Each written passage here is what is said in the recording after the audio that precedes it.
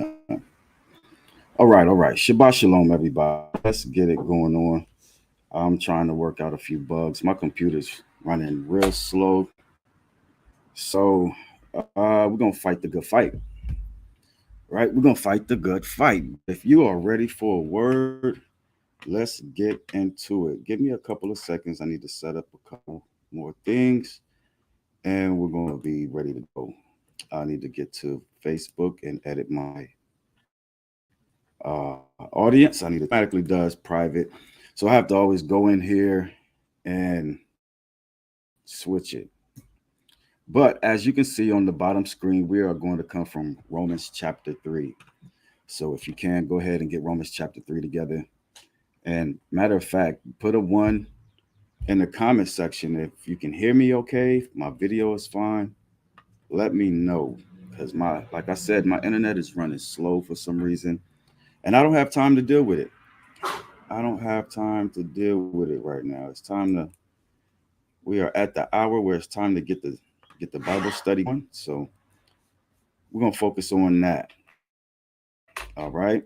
We know that when the Most High's word goes forward, that it won't return unto him void, but it will accomplish all that he willed it to do. So in that, we're going to be obedient, push forward, and just ask that the Most High's grace falls fresh upon us this Shabbat. Hold on. I still need the keyboard, and I'm still waiting on that to load. Ah, that's just great. Yep. So, anyways, let's get Romans 3. Let me get the share screen together, and we'll be ready to go. All right. Romans chapter 3. We're going to read that in its entirety, and for a second, I still need a little bit of time to get this to load up. Right. And Facebook knows what time it is. They know it's time that I go live. So there's no telling where all the hate is coming from. But it is what it is. If you can see Romans chapter 3, go ahead and put a 3 in the comments. All right. Another thing I need to do is get YouTube together. I forgot my mouse over here. All right. And this will just give us some time to get everything we need, right? I will play another video. Shabbat Shalom, Sister Kahava Judah. Good to see you. Good to see you. All right, all right. And thank you for that, sis. All right, Facebook is not loading up on my computer. So I'm gonna get that out of here. That's just one less distraction. All right. So let's get it. Romans chapter 3. Romans chapter 3. And then as always, I love to send my brothers a invite, you know what I'm saying, to join me live. If that be your pleasure or your desire, I'm gonna put that in there. Um, yeah. All right. So it did it. Yeah. All right. So we're ready. Let's go ahead and get it. Let's go ahead and get it. So my mic is good. All right. My slides is all right. My share screen is good. So let's get into it. We won't delay any further, right? Romans chapter 3, it says, what then is the advantage of the Jew or the Yehuda? And what is the value of circumcision? Much in every way, because firstly, indeed, that they were entrusted with the words of Elohim. For what if some did not believe? Shall their unbelief nullify the trustworthiness of Elohim? Let it not be. But let Elohim be true and every man a liar, as it has been written, that you should be declared right in your words and prevail in your judging. Verse 5. But if our unrighteousness establishes the righteousness of Elohim, what shall we say? As Elohim unrighteous, who is afflicting wrath, I speak as a man. Let it not be. Otherwise, how shall Elohim judge the world? For if the truth of Elohim has increased through my lie, his esteem, why am I also still judged as a sinner? And why not say, let us do evil so that good might, Salakia, so that good might come? as we are wrongly accused, and as some claim that we say their judgment is in the right. What then? Are we better than they? Not at all. For we have previously accused both Jews and Greeks that they are all under sin. As it has been written, there is none righteous, no, not one. Right? There is no one who is understanding. There is none who is seeking Elohim. They have all turned aside. They have together become worthless. There is none who does good, no, not one. Their throat is an open tomb. With their tongues they have deceived. The poison of the adders is under their lips, whose mouth is filled with cursing and bitterness. Their feet are swift to shed blood. Ruin the wretchedness of are in their way. Ruin and wretchedness is in their ways. Salakia. Verse 17.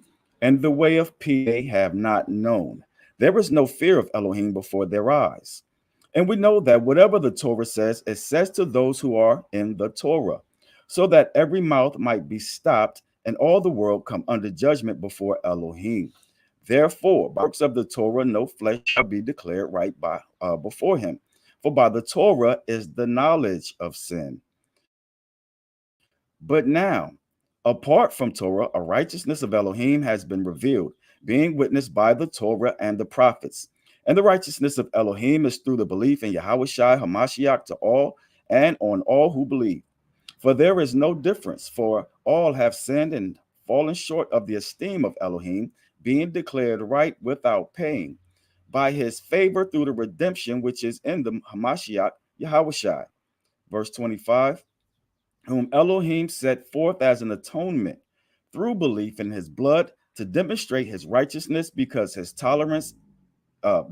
in his tolerance Elohim had passed over the sins that had taken place before, to demonstrate at the present time his righteousness, that he is righteous and declares righteous the one who has belief in Yahushua. Where then is the boasting? It is out. By what Torah? Of works? No, by the Torah of belief. For we reckon that a man is declared right by belief without works of Torah, or as he, the Elohim of the Yehudim, or the Jews only, and not also the nations? Yes, of the nations also. Since it is one Elohim who shall declare right in the circumcised by belief, and the uncircumcised through belief. Do we then nullify the Torah through the belief? Let it not be. On the contrary, we establish the Torah. All right. Shabbat screen back together.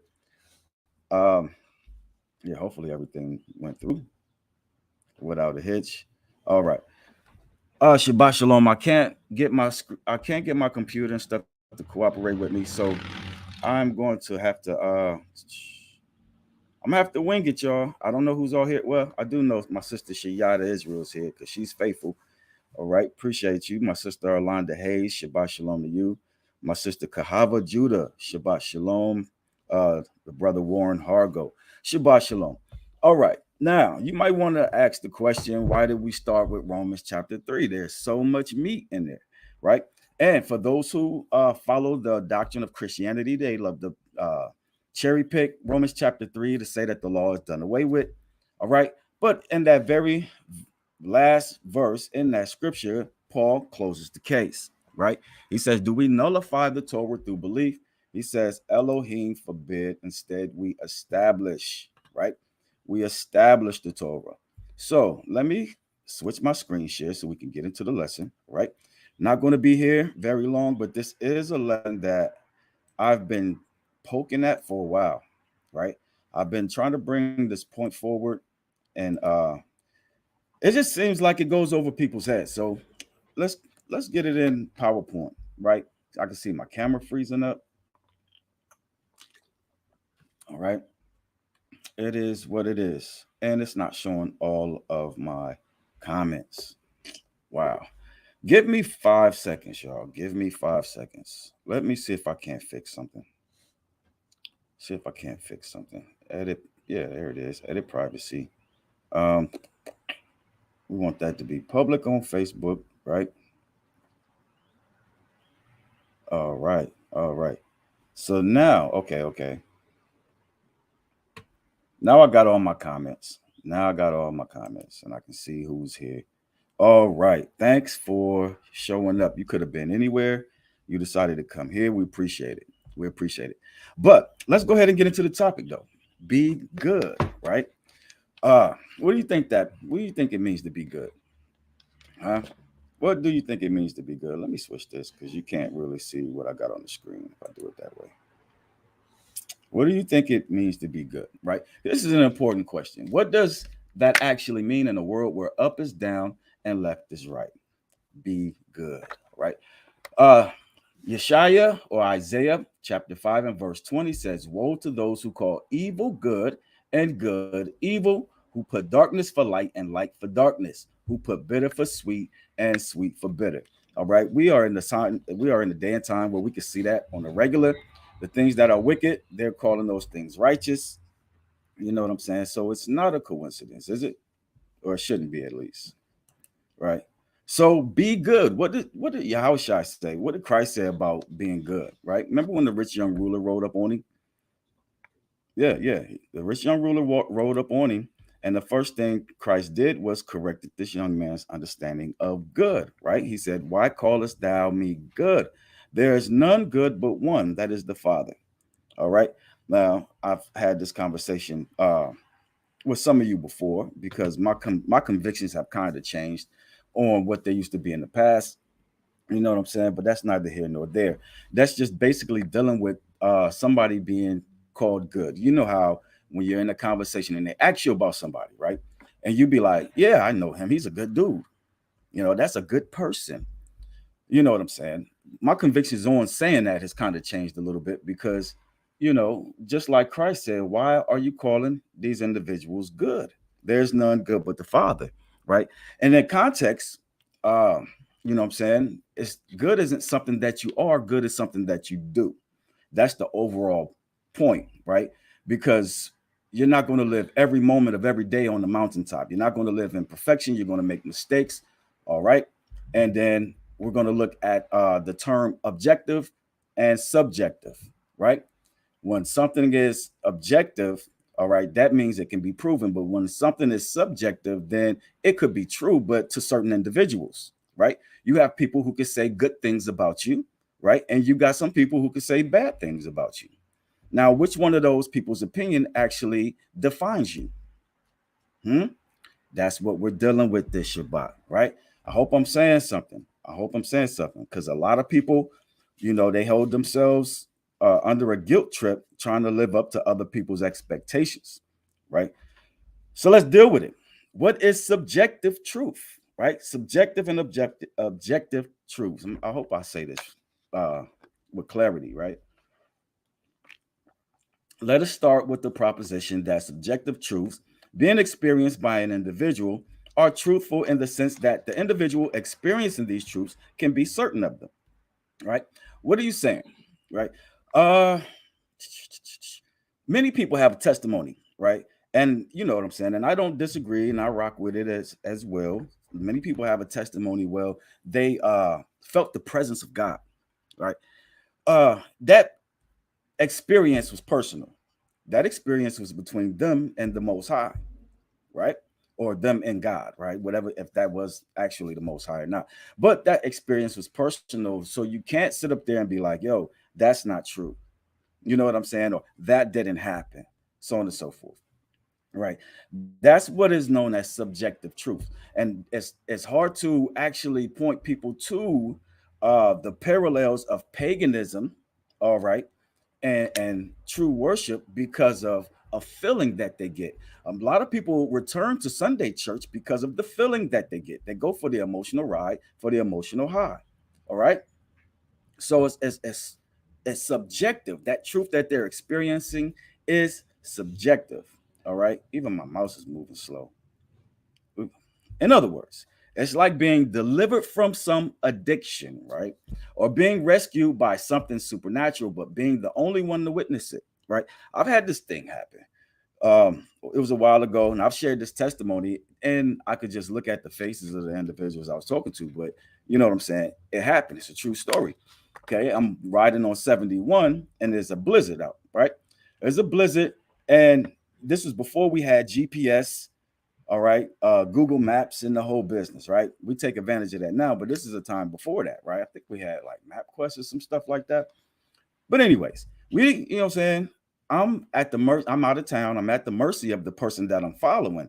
And it's nighttime and it's snowing, you know what I'm saying, like crazy. And I'm barely, holding their tail lights in my vision, right? So I'm sticking with them, right? So these aggressively driving individuals jump over into the other lane. So I'm like, I gotta jump over with them. So I attempt to follow them into that lane, and I promise you, well, I ain't, you know what I'm saying? I was there. You can, you know what I'm saying, take it or leave it. But there was four angels that came through, you know what I'm saying, in between my truck and the semi truck that was coming past me and was like, boom, boom, boom, boom, like that, and pushed me back in the lane that I was in, right? Straight up humbling experience, something that nobody could ever take away from me. You know what I'm saying? Nobody could ever convince me that the Most High isn't real, that his angels aren't real, that he has a hedge of protection around you, so on and so forth. You can never convince me of that because of that experience. So that's what subjective truth is, because I could tell somebody that same testimony, give them that same testimony and story, and they'd be like, look at you like, yeah, you know what I'm saying? You sound crazy as heck. You know what I'm saying? What am I getting at? What am I getting at? What does that have to do with anything? All right. Looking at this picture, okay, it could be determined in the minds of some that there is rapid movement happening because of the mechanics in the brain, all right? But to some, not so much, right? Who's right and who's wrong in this instance? Is this statement, all right? Is the statement that there is movement subjective or is it objective? Hmm? What would you say it is? What do you see when you see that? If the matter of fact, if those of you who are watching, if you don't mind, if that picture is moving, if you stare at that picture and that picture seems like it's moving, put a put a 2 in the comments, right? And if it's stationary and it doesn't seem like it's moving to you, right? Put a 4, put a 4 in the comments, right? Put a 4 in the comments. What would you say? Is that picture moving or is it not moving? All right, just a little experiment, just to try to bring the point, right? If not, we'll move on. My sister Orlando Hayes said, okay, 4. All right. All right. It's not moving to a lot of people, right? Was that what I said? 4 means not moving, 2 means moving. Okay, well, it's moving to me. That thing is, you know what I'm saying? If you stare at it, if I stare at it long enough, you know what I'm saying? That might get me a little dizzy, right? Matter of fact, I'm gonna get up off of here because it's starting to get me a little dizzy. All right. But that's the point of being subjective, the truth being subjective. Now, there is a such thing as objective truth. Now, what do you mean by objective truth? When something is objective, that means it can be proven. You see what I'm saying? That's the same as me saying, okay, or the scripture saying, uh, examine the matters that differ, you know what I'm saying? Or prove all things, okay? Or let's hear the conclusion of the matter. When it's speaking of those terms, that says precept must be upon precept, line upon line upon line, here a little, there a little. That means that the scriptures have an answer to pretty much every question. So that would be the Bible holding objective truths, okay? That's the same as saying what we say repeatedly in this ministry. If the Most High said it, I believe it, and that should settle it, right? So going back to Romans chapter 3 and what we just read, all right, well, Paul says, do we nullify the Torah through the belief? Let it not be. On the contrary, we establish the Torah, right? So in establishing the Torah, okay, we can't entertain individuals who are talking about the laws done away with. You see what I'm saying? Why? Because they want to hang everything on faith without the objective truth of what the Bible says expressly what faith is, right? So let's get to the next slide.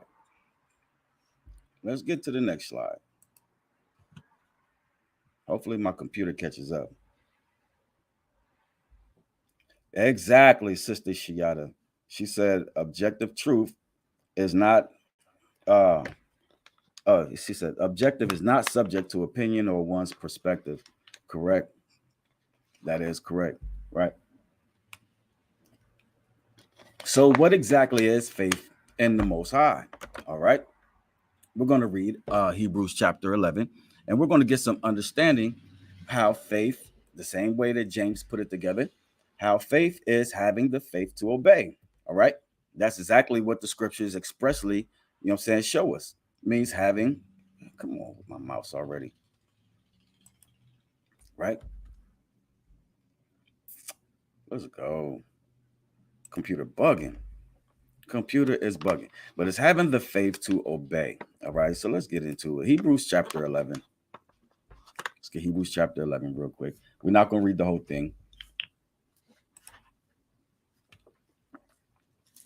but let's bring it out. In verse 8, it says, by belief, right? By belief, by faith, Abraham obeyed when he was called to go out to the place which he was about to receive as an inheritance, and he went out, right? Not knowing where he was going. So the Most High told him to do a thing, and what happened? Right? It was an action behind the faith. Let's jump down to verse 17. It says, by belief, Abraham, when he was tried, offered up Isaac. All right. He who had received the promise offered up his only brought forth son. Okay, in verse 18, of whom it was said, and Isaac, your seed shall be called. Now let's jump into James, right? James brings it out. He says in James chapter 2, verse 14, it says, my brothers, what use is it for anyone to say he has belief but does not have works? That belief is unable to save him, right? In verse 16, it says, but one of you says to them, go in peace, be warm and filled, but you do not give him the bodily needs. What use is it, right? That's the same as saying or seeing your brother in distress and you having the means, okay, in your pocket or in your hands to help him in his trouble, but you tell him you're going to pray for him. You know what I'm saying? Brother, be well. I'm praying for you. Things like that, right? It's in your power to do something, but you choose not to. He says in verse 17, my bad, I went too far.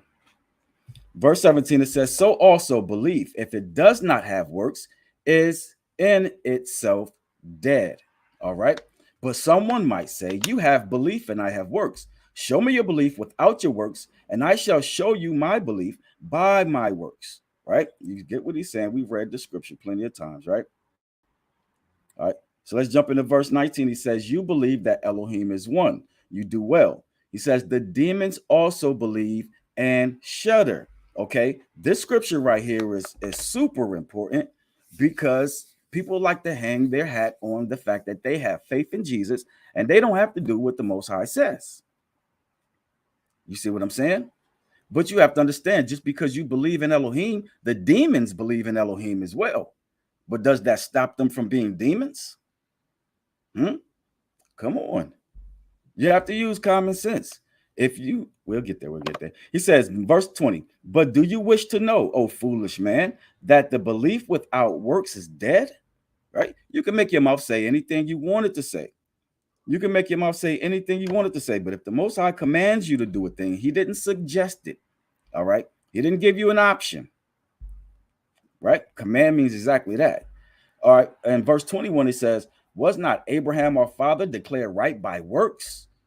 See, James brings out the very point that we brought out in Hebrews 11. Was not Abraham our father declared right by works when he offered Isaac his son on the slaughter place? Verse 22, do you see that the belief was working with his works? Right? Was working with his works. And by the works, the belief was perfected. You can't sit on your do nothing stool and say that you just believe in this and that, so on and so forth. But when the Most High tells you to do a thing, okay, not do it, right? Matter of fact, let's keep it moving. Let's get a couple more of those. Let's look at verse 23. He says, and the scriptures was filled, which says, Abraham believed Elohim, and it was reckoned to him for righteousness, right? And then that's also referenced in Genesis 15 and 6. He says, and he called him he who loves Elohim.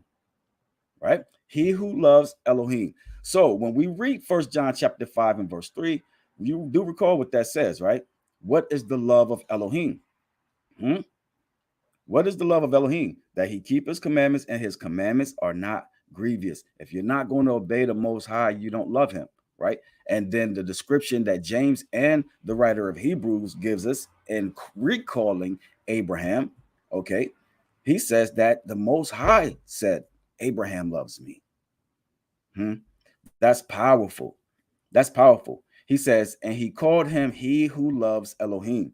You see then that a man is declared right by works and not by faith alone. All right. So let's go back to that point where he says, and he called him he who loves me. Right. Let's look at Isaiah chapter 41. Let's get Isaiah 41. Okay. Isaiah 41 and 8 says, but you, Israel, are my servant, Jacob, who I have chosen, the descendants of Abraham who loved me. That's powerful. Let's get Second Chronicles 20 and 77. All right. He says, are you not our Elohim? You have driven out the inhabitants of this land before your people Israel and gave it to the seed of Abraham who loves you forever. Okay. Just proving the point that the fact that you say that you love God and you won't obey him, okay, that's not an objective truth. That's not an objective truth. And though it may seem like that qualifies you as a good individual, contrary to the scriptures, let's get Deuteronomy chapter 6 real quick, okay? Because if you love the Most High, you would have obeyed the Most High. And verse 5, in Deuteronomy chapter 6 and verse 5, it says, and you shall love Yah, your Elohim, with all your heart and with all your being and with all your might. And these words, okay, which I am commanding you today shall be in your heart. And Yah commanded us to do all these laws, to fear Yah our Elohim for our good always, to keep us alive as it is today.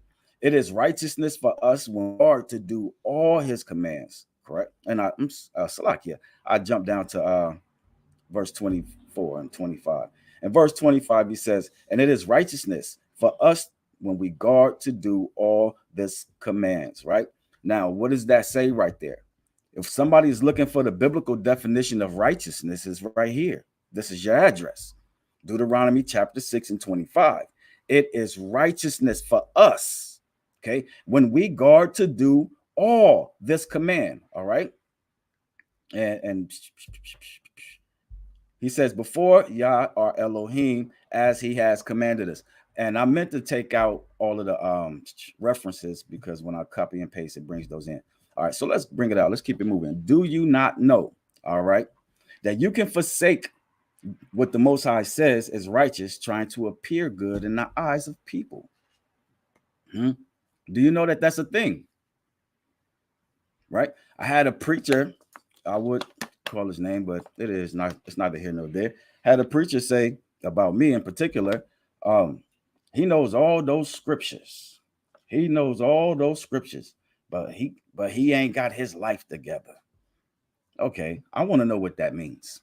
I'm still asking for that brother to hit me up and tell me exactly what that means. How do you subjectively ascertain that I don't have my life together and you do? Because the people esteem you, so on and so forth, because you are a pastor of a church with a nice following, so on and so forth. I mean, what is it? You have a house, a car, kids, a job. That's all well and good. I do too. You know what I'm saying? What is the criteria? You see, because when somebody on the left say, okay, he's not a good person, there's somebody on the right that just might say he is. You know how you can go to a funeral and you know that individual that's laid up was wicked. You know what I'm saying? Put himself in harm's way and kind of got that outcome, so on and so forth. You know that. But when the preacher gets up and preaches the eulogy, you see what I'm saying? What does he do? He does exactly what the eulogy is. The word eulogy means to speak well of, right? So the first thing you hear, oh, he was a good person. He was a so on and so forth, right? Now, this is the reason why I'm bringing this forward, because there's a lot of people who beat themselves up or compromise themselves trying to look good in the eyes of people. Okay. Now, there should be a defining moment in your walk or in your conversion and in your investment in the truth where you no longer care about what people think. You're more concerned about what the Most High thinks. Okay. So if you want to know, Pastor, if you ever watched this video, because I know the pastor who I'm talking about, you know what I'm saying, watches me and always has such wonderful things to say, might I add, right? But the difference between me and you, dear Mr. Pastor, is the fact that you're trying to look good in the eyes of people. You see what I'm saying? What this ministry is about is fighting hard as hell. Okay, fighting hard as hell to get these people to where they're not hearing Christ say, "Depart from me." You see what I'm saying? You workers of iniquity. We don't want them to walk into eternity and be at the judgment seat of Christ and he be like, "I never knew you." See, the pastor, his position, okay, is to do what? Tell the people what they want to hear. Keep them coming back. Okay? Fill them with the emotional this and that. Right? This ministry is trying to set you up to where you hear, well done, thy good and faithful servant. Okay. But to be a faithful servant, that means you can't just be a hearer of the word, but a doer of the same. That means you can't just sit by and think that the so-called faith you claim that you have is going to get you there. Okay. That's why we just read that the scripture said that your faith without the works, without the obedience, it is dead.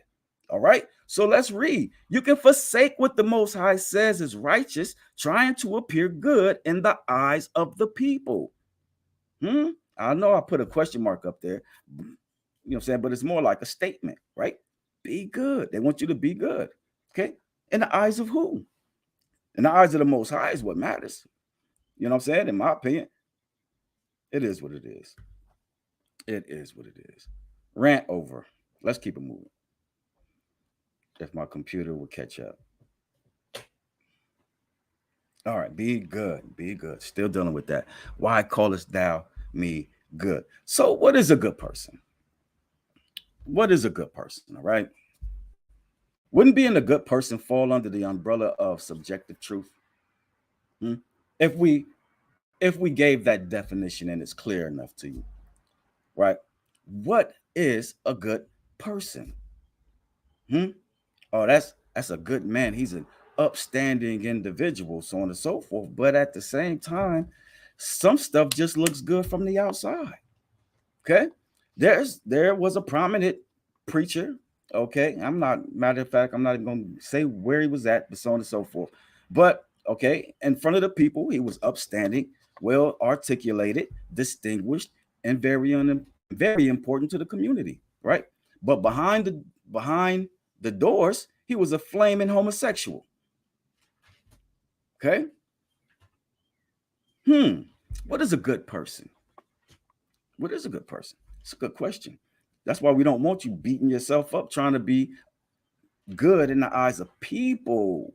That's a that's a setup. You see what I'm saying? That's a trick bag. I'm gonna be good and have all of these wonderful things said at my funeral. Okay? But then forsake what's gonna be said at the judgment seat of Christ. Hmm. That's subjective, people. That is subjective, right? Be good. Why callest thou me good? Look at that dog, right? You know he tempted. You know he tempted, right? So let's look at good versus righteous. Let's look at good versus righteous. My computer is doing my screen is doing a lot of freezing. So can y'all again just throw one in the comments if I'm still clear. I know my picture is freezing, but if you can still hear me, put a one in the comment section, right? Because we're about to break this thing down, right? Or unpack, as we say. Good versus righteous. How come those two things are not the same? Hmm? How come those two things are not the same thing? Because what did we just read in Isaiah chapter 5 and 20? Hmm? Woe to them that call evil good and good evil. Okay? The thing that is supposed to be good, all right, is now an abomination to the Most High, right? He said, if you turn your ear away from hearing the Torah, okay, even if he says, if you turn your ear away from hearing the Torah, even your prayer is an abomination. So all of these people, these Sunday Christians that don't even want to hear what the Most High says in the law, statutes, and commandments, okay, he says, even your prayer is an abomination, right? So I would say and point out in times past that there was a lot of people who would you know what I'm saying, be put in a position to where they're going to be how did I say, they're going to have to choose between what is good and what is righteous. Hmm? But your maturity comes when you can distinguish between the two. Hmm? Your immaturity is shown when you thinking they're the same things and we're in this fallen world. What do you mean? What do you mean? What do we mean? Let's get into it, right? Before the truth can set you free, you must realize which lies is holding you hostage. Okay. We brought this out plenty of times, but I had to bring it out at work the other day because an individual wanted to know what was the difference between me and you and what you believe and what I believe. He's a Baptist and I'm a commandment keeper, right? I don't throw Hebrew Israelite out there because some people are sensitive, right? But it is what it is. I mean, the point is, okay, let me reframe because I almost lost my train of thought. So he asked me what's the difference between what I believe and what you believe. I asked him a question in return. I said, brother, I said, why do you celebrate Christmas, right? He was like, yeah. I said, well, why do you bring a Christmas tree in your house? Because it's from tradition. You see what I'm saying? I said, now, the difference between me and you is I don't celebrate Christmas and I don't bring a Christmas tree in my house. And why? Because it's written in Jeremiah chapter 10 and 2. You see, that's the difference between me and you. You don't like objective truth. That's the difference. Okay. So before the truth can set you free, you must learn which lies is holding you hostage. Example, gay marriage is good in the eyes of society, right? And an abomination in the eyes of the Most High. So what do you do in that situation? Because a person is saying this thing is good, and now you're homophobe. Now you're evil in the eyes of society. You see what I'm saying? For not condoning such behavior, right? Even if you read it out the word verbatim, they still call you this and that, like you wrote it or you made it up, right? But what does Acts chapter 5 and 29 say?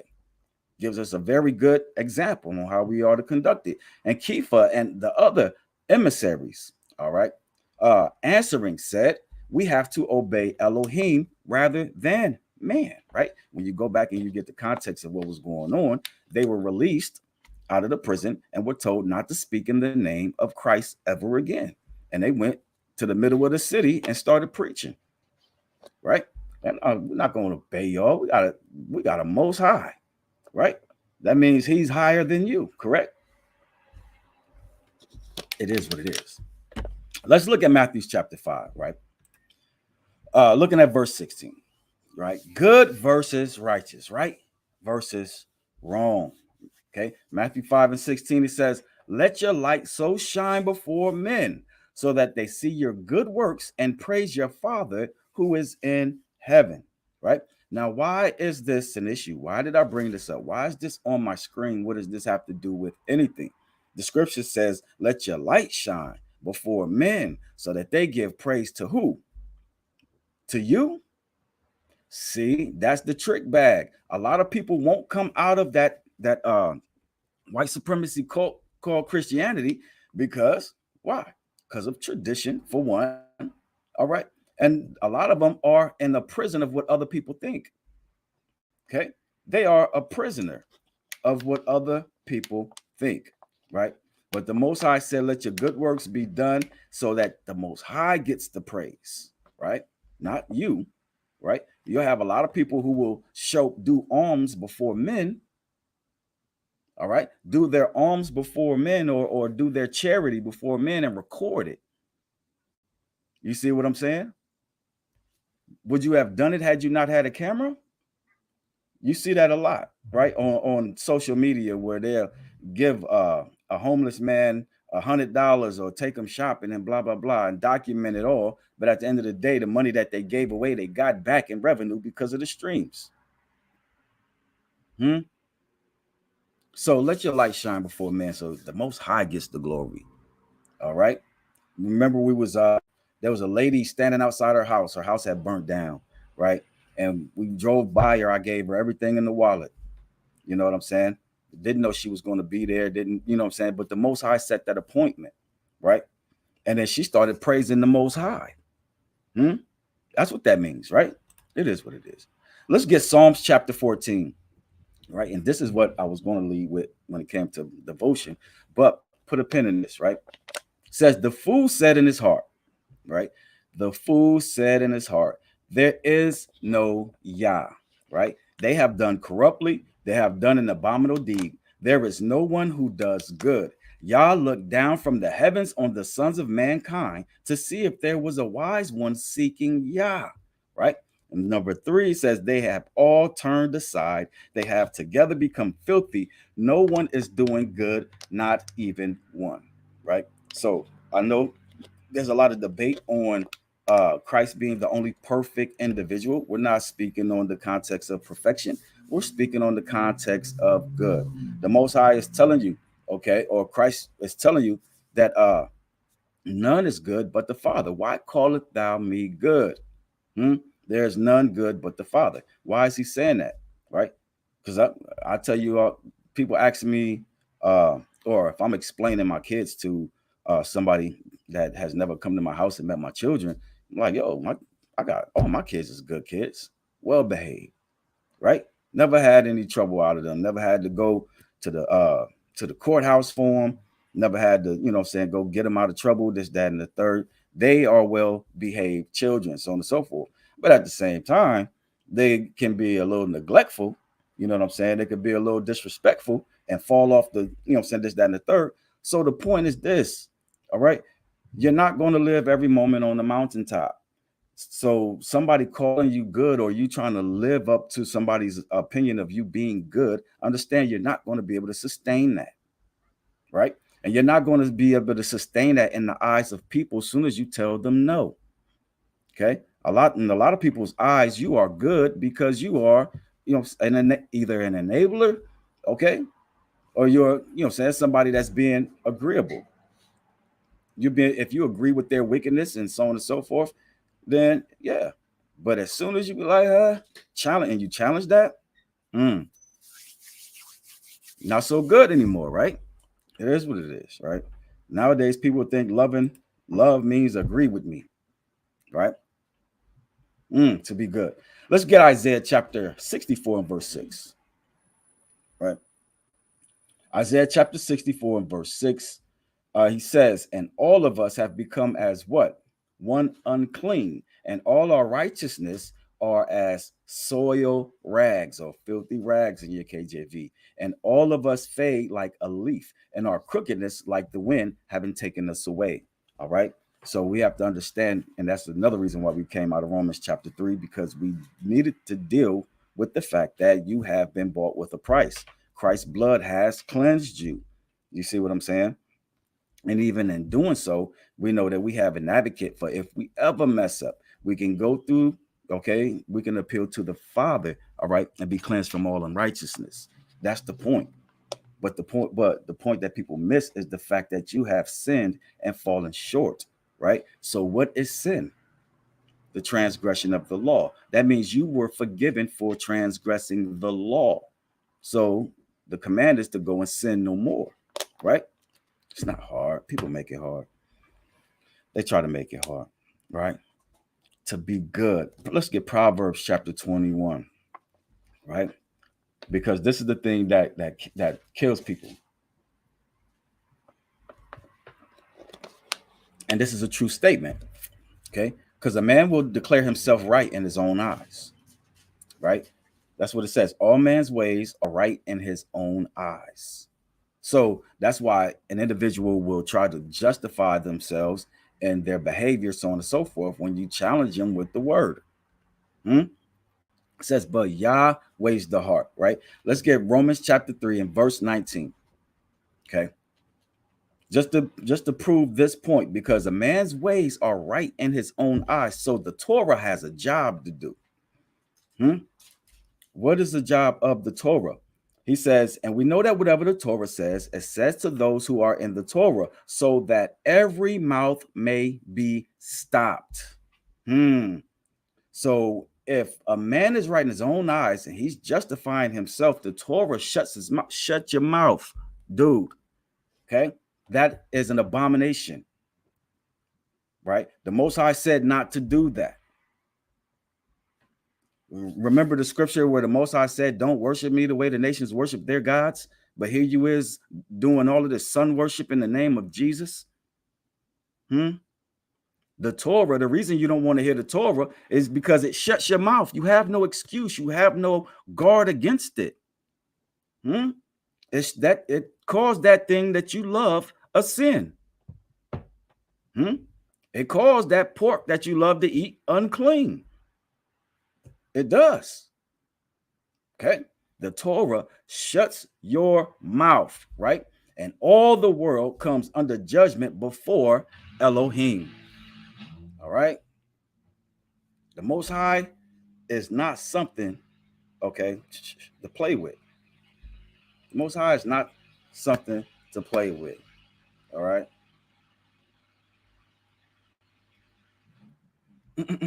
Good is not something you are. This is the point, and we're going to get to the conclusion. Good is not something you are. Good is something you do. You see what I'm saying? You have a choice to do good, or you have a choice not to do it. You see, or to do wickedness, to put it bluntly. All right. Says, as you strive for a good name and report or reputation, to whom are you trying to convince that you are good? The Most High or man? Because at the end of the day, for the pastor that said that I ain't got my life together, and you know what I'm saying, I'm not a good person, so on and so forth, and I know all of this word, and it's for not this, that, and the third. At the end of the day, this is the same person who is God, is the gatekeeper, okay? Who is the gatekeeper trying to get the you know what I'm saying, trying to get all of the accolades, but it's sending the Most High's people straight to hell. Okay. He's not an Ecclesiastes 12:9 type of preacher. It is what it is.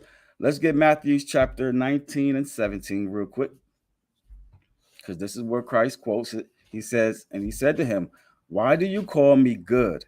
No one is good except one, and that is Elohim. But if you wish to enter into life, keep the commandments." But that ain't what you meant, Jesus. That ain't what you meant. That's what he said, but that ain't what he meant. It is what it is. Right. All right. So this is what we're dealing with, because this is the conclusion, and we're out of here. I don't have any guests in the chat to give us further commentary, but it's pretty self-explanatory, right? Trust and obey. Trust and obey. By belief, Abraham obeyed when he was called, right? Now that's the message that I told you wasn't going to be here long. We made it under the whole hour. All right, I'm gonna get to the comments real quick because my sister Yeshayah had a comment.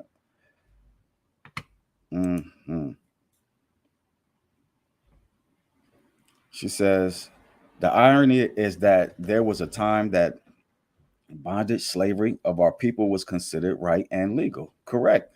Many of our people are still in spiritual bondage, but those of us that have what does it say?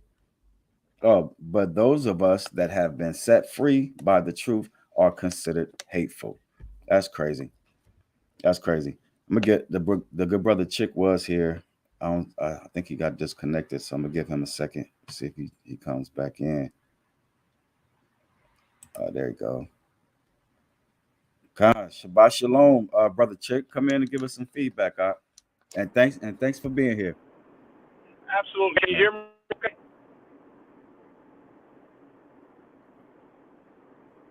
Oh, can you hear me? Okay, I can't bro? hear you. Something is up with my sound.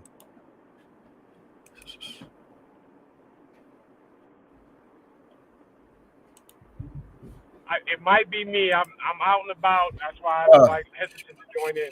But go ahead. My computer's been acting funny all day today too, so you know what I'm saying. Okay. Don't be surprised that I'm having all these issues. Well, I'll try to be All right, brief. Hopefully, you can there hear we me. go. But Shabbat shalom. Say something, Mark. can you hear me now? Yeah, I can hear you now. All right, perfect. So just great lesson. I'm glad you brought it up today. It's funny other times I get on here and you go online with stuff I've been talking about to other people, and me and my son just had a conversation a couple of days ago. He was asking me about Paul and how they use him to twist things up, and it's just what it really says to me, and it kind of goes back to what I was trying to say a couple of weeks back when I had a bad connection. We so much envy our professors and want to do what they do that we will try to use the Bible to find excuses to live worldly and to do what the people around us do. The scriptures are very clear. This Hmm. world is a crazy place, so he gave us outline. He gave us what to do. He told us what's good and what's bad, but we desperately want to be like the people Hmm. around us. And I get it. We all grew up that way. There's things that I wanted to do because I thought it felt good, and at the time it did because I didn't know any better. But we desperately want to do what the people around us do, to the point that we would try to pit Christ and the Most High against each other. And that really bothers me. It's really diabolical. It's almost like we're choosing sides. We're choosing Christ or the Most High when they both work in tandem. Hmm. Christ went out of his way to make it clear the Father said this.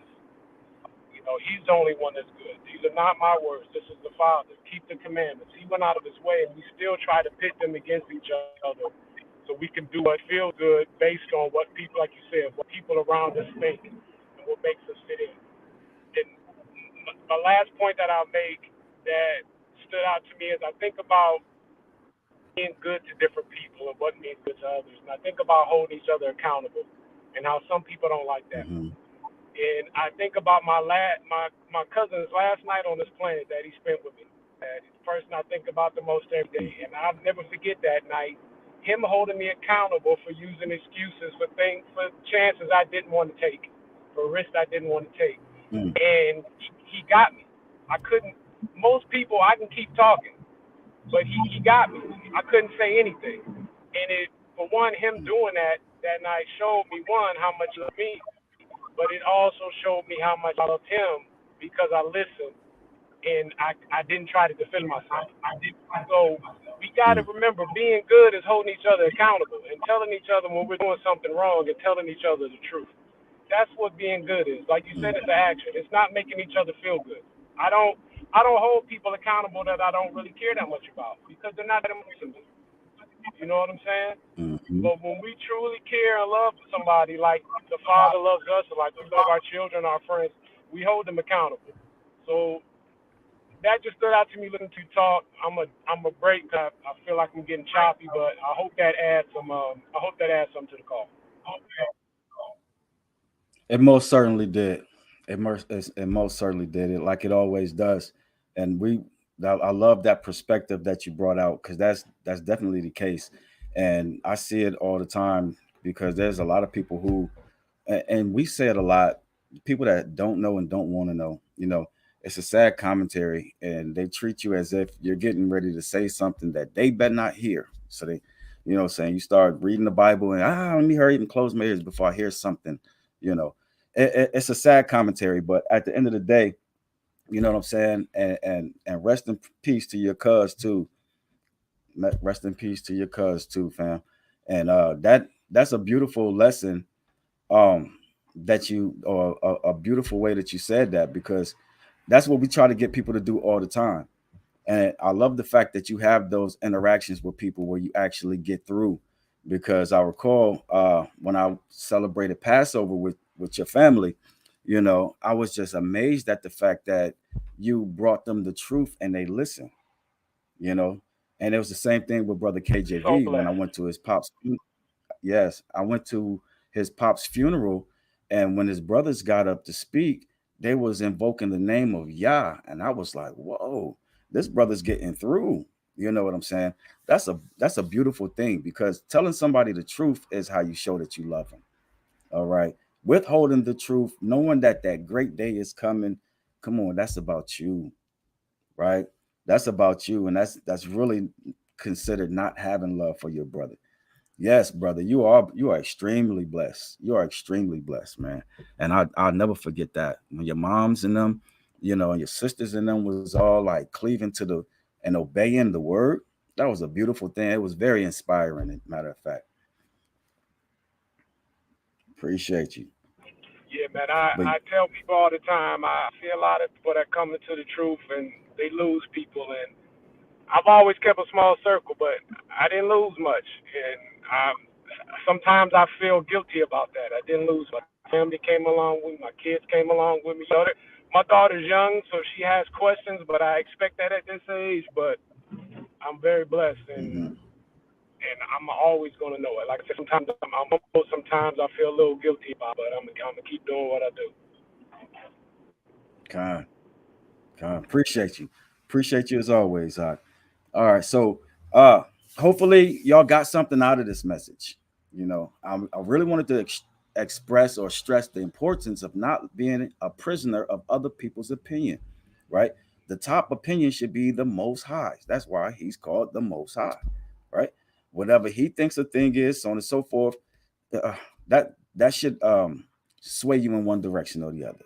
If you ever have a question, should I do it or should I not do it? Should I go? Should I refrain? Should I say it? Should I keep it to myself? Right? You have to keep it in the perspective of the Most High. Right? A lot of times you find yourselves in appointments, and you ain't know the Most High set that appointment, but you run up to somebody or you run into somebody that you were designed or destined to run into. Okay, and that word or that whatever that deed is, that good deed that you do, okay, that was your assignment. All right, or even if it's correcting and understanding, that was your assignment. You see what I'm saying? So you have to just put things in perspective, understand there is a such thing as objective truth found in the scriptures. You can have questions of this and that, and the scriptures will answer those questions, right? Not leave it up to you to decide whether this thing is right or wrong. The Most High left us all without an excuse, okay? And that's what determines in the Most High if what is righteous and what is not righteous, or what is good. You see what I'm saying? Because at the end of the day, I'm not the person that you got to convince. You see what I'm saying? At the end of the day, you got to convince the Most High, right? Shout out to my sister Maggie's in the building. Shabbat shalom, sister Maggie. Good to see you. So yeah, I'm gonna go ahead. I'm gonna get these shout outs in, and we're gonna get up out of the way. Sister Yolanda, hey Shabbat shalom. Sister Shiata Yisrael, sister Kahaba Judah, Brother Emmanuel Bronson. Shabbat shalom to you as well, Sister Alice Bronson. Shabbat shalom. Just shouted out my sister Maggie, my brother Jason Jackson. Shabbat shalom to you, Art. Of course, my brother Chick for coming through. The good brother, the Word. Shabbat shalom to you as well. I just hope everybody have a blessed Shabbat. And like I said, I hope this was something to add to your perspective of the scriptures, and your sincerity of reading and studying the scriptures and learning the scriptures, and your zeal for wanting to follow the Most High, right? Hope this added something to it. And with that being the case, what I'm saying, I don't think I have anything else. I think we said what we needed to say. We did what we needed to do. So everybody enjoy the rest of your Shabbat. Am I forgetting anything before I get out? Okay. All right. That being the case, Shabbat Shalom, everybody. Enjoy the rest of your Shabbat.